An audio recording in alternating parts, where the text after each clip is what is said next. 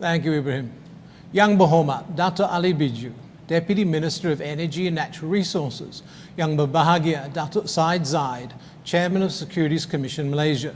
Ms. Verena Lim, Macquarie Group Asia CEO. Chairpersons, CEOs and board members of Corporate Malaysia. Distinguished partners, speakers, investors and guests, members of the media, ladies and gentlemen. Welcome to the final instalment of Invest Malaysia 2021. Let me begin by thanking Yang Berhormat Dr. Ali Biju for taking the time to be with us today. We are honoured to have Yang Berhormat to deliver today's keynote address, which will enlighten us as to Malaysia's direction, role and policies that will be needed to ensure the future of renewable energy for this nation. We've also lined up a number of very interesting conversations which will give us a glimpse of the future of Malaysia through the lens of renewable energy. The opportunities and challenges of renewable energy are one of the most discussed matters around the world. It is a subject that must be addressed collectively in order for all nations around the world to be able to continue developing and growing in a sustainable manner. Following on from what has been raised and discussed recently at COP26, climate change creates immense pressure on the global economy. Climate change is a tough taskmaster, yet fair, in the sense that it will impact almost everyone in every corner of this planet. Climate change will spare no one.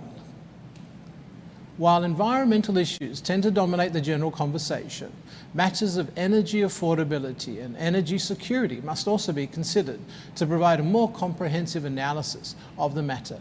Getting a good balance of all the three considerations is crucial for the future of any renewable energy solution.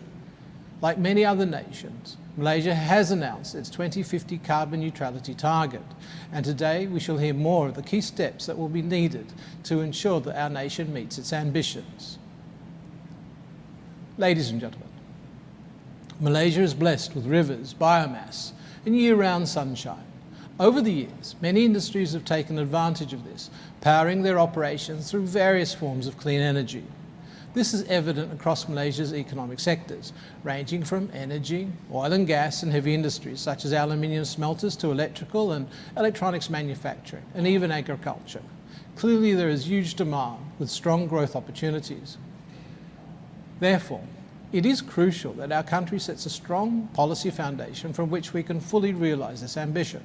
Hence, the first panel discussion this morning will cover the Malaysian government's policy, direction and implementation of this critical area.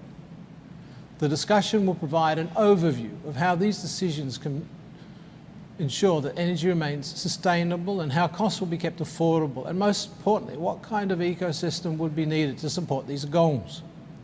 We will then move on to a discussion centred around how the capital markets and investors can play their part in driving this change. There is a wide scope for the development and harnessing of new technologies in this area, and this conversation will take a deeper look into the many areas and challenges, as well as look for the ways and means by which investors can overcome these issues. Investors who participate in this exciting space have a lot to look forward to. Ladies and gentlemen, in Invest Malaysia 3, we had a robust conversation that painted a picture of how trends in ESG investments are evolving throughout the world and the new considerations and requirements that major global funds are making when shaping their portfolios to comply. We're honoured to have Puan Nik Amilezan, CEO Kumpulan Wang Perasan, with us today. I look forward from hearing from Puan Amilezan share their journey, challenges and aspirations in a time that is being shaped by ESG considerations while meeting the equally demanding goal of delivering long-term returns. Her presentation will lead into the last and final conversation of the day, lessons from asset owners and industry leaders, especially in the renewable energy and ESG. In this regard, government policy, with the Green Investment Tax Allowance and Green Technology Finance Scheme, has been accommodative, but there is more to be done. I look forward to hearing this last conversation, particularly on what is required to encourage greater private investments, to expand public-private partnerships, and to draw greater foreign involvement through investments as well as technical expertise and experience. Ladies and gentlemen, these are very exciting yet challenging times we live in, trying to balance economic development and sustainable growth and climate change. There are new things to discover and learn. As the world evolves towards a greener future and plays its part in the global drive to tackle many issues of climate change, all our conversation topics for today's Invest Malaysia exist in a dynamic era that will continually throw up new challenges. However, there is also some of the greatest opportunities lie. I'm sure all of you are just as excited to hear and learn of the possibilities and opportunities that lie ahead. Before we start, allow me to thank all our speakers, panelists and moderators for their contributions to this capital market conversation. My sincere thanks and appreciation goes out to Macquarie for partnering with Bursa Malaysia on this fourth series of Invest Malaysia 2021. I would also like to thank Verena Lim, CEO of Macquarie Asia, who will be giving the closing remarks. I would also like to commend the joint organising team at Macquarie and Bursa Malaysia for their efforts in putting together a program that is both informative and enlightening. I wish everyone a productive and enriching day, which I believe will drive your interest in Malaysia further.